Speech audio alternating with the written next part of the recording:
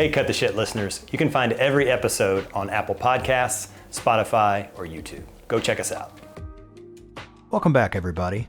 You're listening to Cut the Shit, a podcast series that aims to take a closer look at the impact of the IT industry, both the good and the bad. Cut the Shit is brought to you by Plow Networks, a managed IT services company based just outside Nashville, Tennessee. I'm Bryan Link, COO here at Plow, and I'll be your host for this series. I'll ask questions, and with the help of our guests, try to dig deep on some of the key challenges we all face dealing with IT. So with that, let's cut the shit and get started.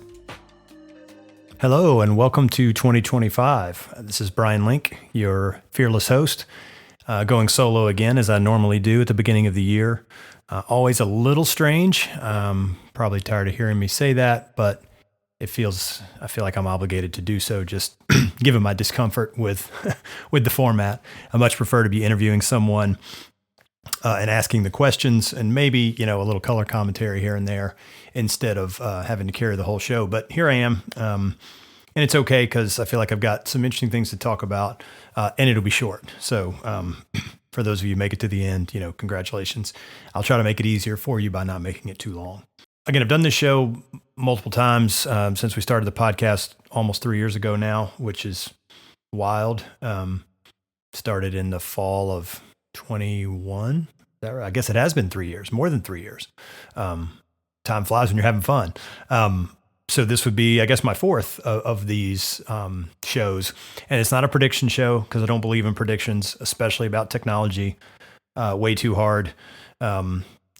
Predicting a football game is tough enough, much less what's going to happen in technology over the next 12 months. So it's more a little bit of some observations on trends and things that are going on, and maybe some expectations for things that I think we'll see more of or see that are directionally, I think that will continue.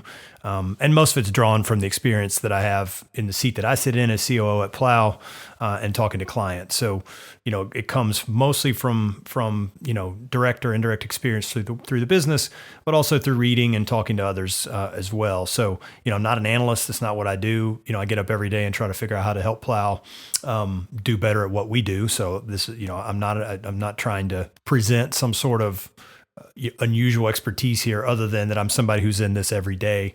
And because I'm not just in one client, I talk to a variety of folks across different industries and sectors. I think it does help a little bit, give some perspective. So with that, I thought what I'd do is start. I went back and listened to last year's episode just to refresh myself. For one thing, I wanted to see how right or wrong I had been in terms of some of the directional things.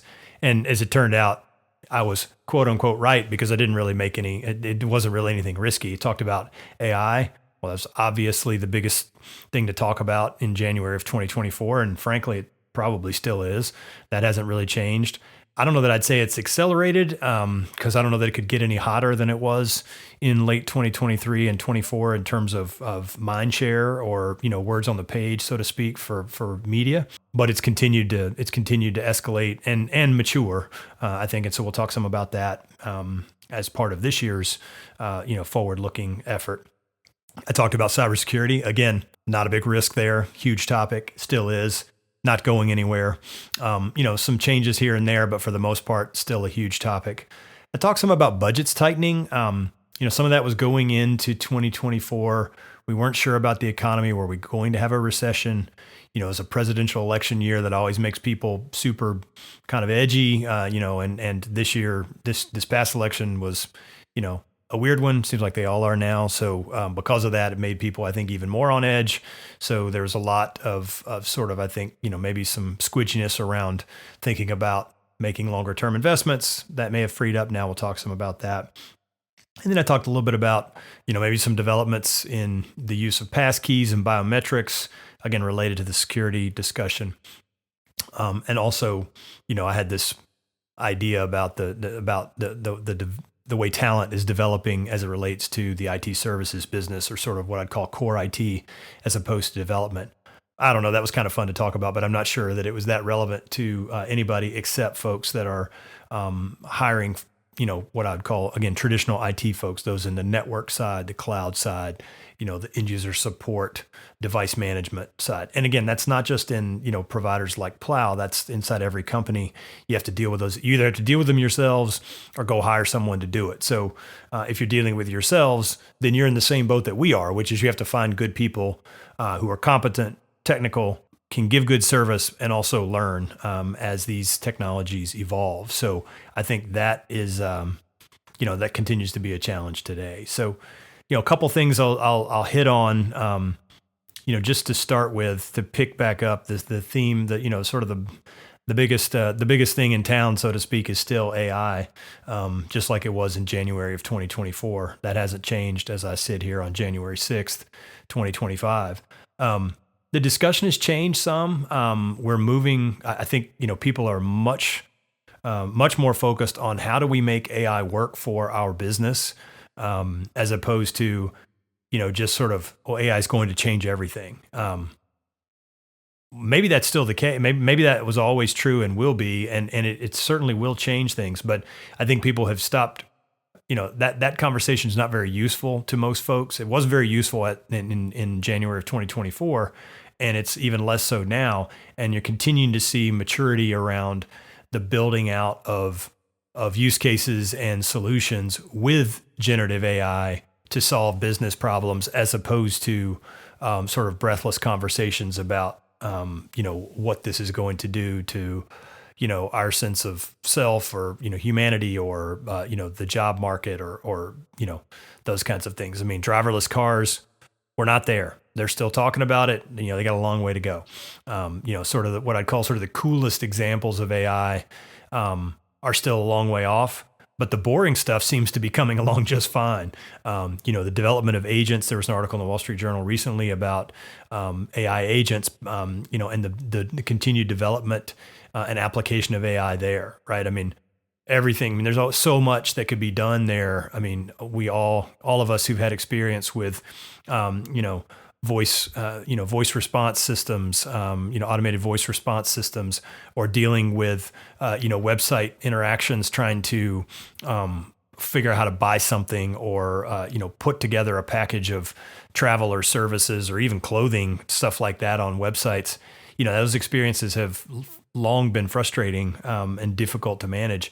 And AI agents hold the promise of making those much better for consumers and for buyers, whether those are buying consumer services or business to business services. So, seeing a lot happen there. I don't know. I mean, the amount of money that has been spent from a capital perspective and is continuing to be spent on AI is just breathtaking. It's so huge that the numbers are sort of hard to fathom.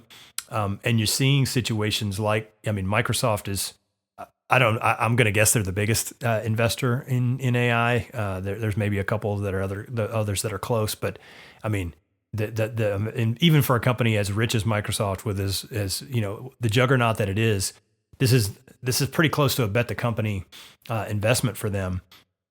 And I don't think Copilot has been the success that they thought it was going to be in terms of adoption and purchase. Some of that, from my perspective, I didn't think they were smart the way they rolled it out, but hey, they didn't ask me. So regardless, you're starting to see them start to use maybe some of their market power to embed Copilot in subscriptions and force people to use it, force adoption, if you will. We'll see how that goes. They've the regulators, particularly in Europe, have been sensitive to that sort of thing. Right or wrong, that's something that they frown upon. So we'll see how that goes. But I think that, to me, setting aside whether I like that or not, it said to me more, hey, we need a return on our investment. We need to get the numbers up in terms of the folks that are paying for Copilot every month. Adoption, we'd love to see it, but we're going to use purchase. We're going to use people paying for it as proof of adoption. So even though I think it should probably go the other way around, if more people were having success with their initial use cases of Copilot, you'd see a lot more adoption. Maybe it's a little cheaper too, but that's a different story. But I do think you're going to continue to see movement in that direction of companies drilling down and looking for more and more, concrete, run of the mill, specific ways to leverage generative AI to improve their businesses, whether that's productivity gains, efficiency gains, throughput improvements for customers to drive sales, maybe in training or in sales enablement in terms of helping sales folks be more successful in delivering messaging to prospects. I think we'll see a lot of movement in that direction, and we're already seeing it. Again, as I said, this is not a prediction. This is already happening. I just think it's going to continue to accelerate because it makes too much sense. It's the logical next step for all of us out there who are trying to figure out ways to use these kinds of tools. So that's really all I'll say about AI. The other big topic, again, similar to last year, same, second verse, same as the first, to use the old I am Henry VIII, I am song lyric. Cybersecurity. The story, I guess it changes, but it doesn't really. It stays the same. I mean, we've been in this sort of loop, it feels like, for 3 to 5 years now, where despite all of the progress and all of the sophistication around tools and protections and software and capabilities that have been built to try to prevent breaches. The problem with all of those is that the primary vector for breaches is a very simple, phishing attack, a business email compromise, things that, realistically tools can't prevent. They can mitigate and they can make them less problematic, but they can't prevent them from happening because they rely on a human doing something. And so, it feels to me, 24 to me felt a little bit like, sort of this is an old school year as related to security. More and more people saying things like, "Hey, really should have MFA," which kind of like. No kidding, right? I mean, we've been talking about that for a decade plus, so that isn't even new. But with cybersecurity insurance providers almost universally requiring it now, those who are not on board there, and if you're not, you know who you are, and for those who are, you may be surprised to learn there are literally thousands of companies out there that still don't use MFA across their user base. So those are. I won't say sitting ducks because that's not fair, but it's a vulnerability that's an obvious one that could be dealt with that, companies, I think in 2025 are going to have to make that happen. I don't know how you can get insurance without it, frankly. And even if you could, it doesn't make any sense. Like it's one of those things that's not that expensive and it's not that hard to do, assuming you have, a baseline kind of cloud, email communications platform in place like Microsoft 365 or even Google Workspace. It has the same capability as well. I mean, you don't have to spend thousands of dollars on Okta to get, to have single sign-on and MFA. There are solutions out there. So I think we're going to see more of that. And again, in the theme of old school, probably the biggest cybersecurity, breach of the year, and it wasn't an attack. It was just the CrowdStrike outage this summer, which was, related to a software release. So, that could have happened in 2000, 1998, frankly, not 2024. So just, despite all of the, everything that's new there's still the old that's still there, right? Systems that rely on kernel-based operating systems, which are most of them, particularly on the Microsoft side. Linux, a little different, but the Microsoft OS pretty much runs the world, and so there are vulnerabilities baked into that sucker that there's really no way around. And so if you have an issue with the release, you can end up with what happened, which was the need to roll back and manually restart all of these systems, which across legacy enterprises like airlines and things like that cause really, really big headaches. So, as I look to 2025, I don't think it tells us anything there. There's no simple answer to fix that other than, if you've got legacy technologies in place, mind your P's and Q's, do the best you can to use good processes for upgrading systems and trying your best to handle those things the same way, even though the processes are a little more cumbersome than perhaps some of the newer,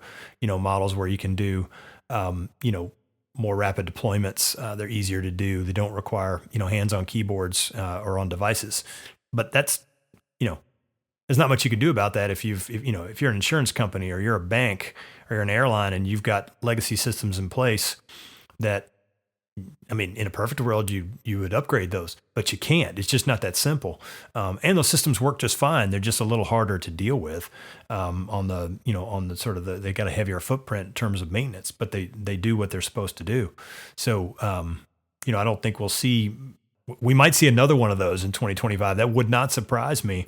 And at the time, people were bad mouthing CrowdStrike and talking about, it's dead, blah blah blah. I read in the Wall Street Journal, I think this week, that they're back up. Their stock price obviously took a hit when that happened, but they're back above where they were before the outage occurred. So, all that being said, is there does seem to be grace in the market for security incidents if you have a good story to tell and if your service does a really good job. Which CrowdStrike is excellent software. It does a really good job.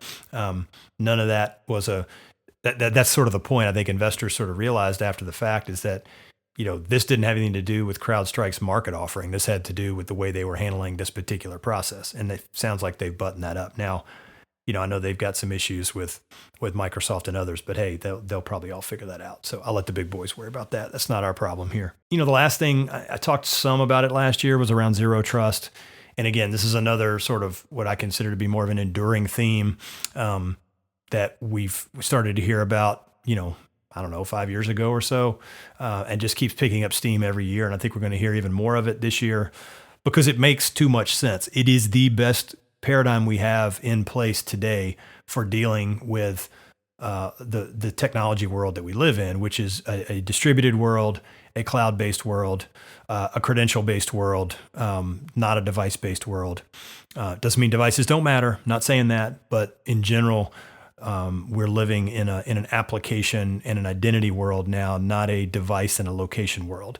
If you think of it, we've gone from physical to virtual. And while that move is not complete, in fact, most people are in some sort of hybrid state, which is why device protection still matters.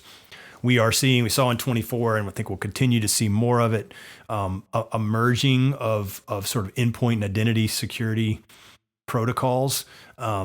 Those used to be very distinct. You had antivirus for your machine. You had VPNs and walled garden approaches for server access and locations. And then you had cloud applications, which were different, right? And that just is not the case anymore. You cannot really separate those two.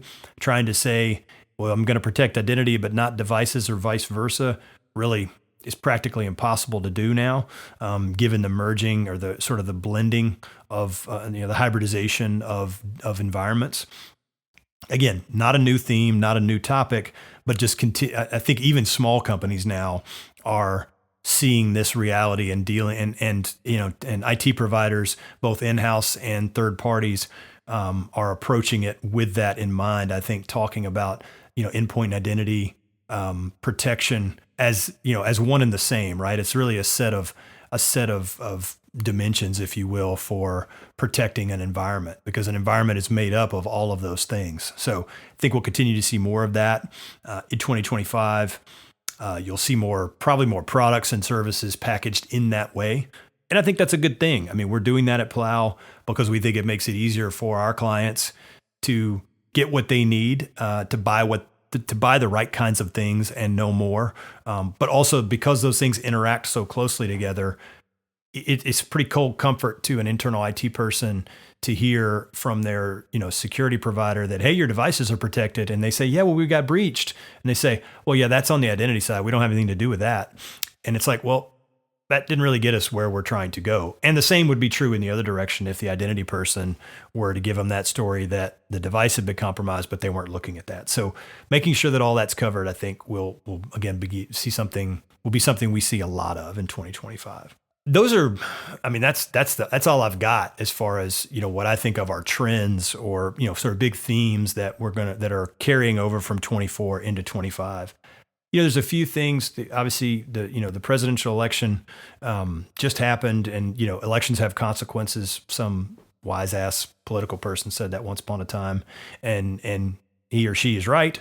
In this case, as it relates to IT, there's three things that I think probably people are talking about and may have an impact on your business or mine or ours in 2025 and beyond. And that's tariffs and immigration policy. And then similar to last year, this still sort of the thought that there's a recession looming at some point. Because at some point we will have one, right? That they always happen. And the longer you go without one, the more likely you are to be right if you're predicting one. Right. So it's kind of like saying the stock market's gonna have a sell off after it's had 6 years of upward growth. Well, no kidding. At some point, it's going to happen. You'll be right eventually.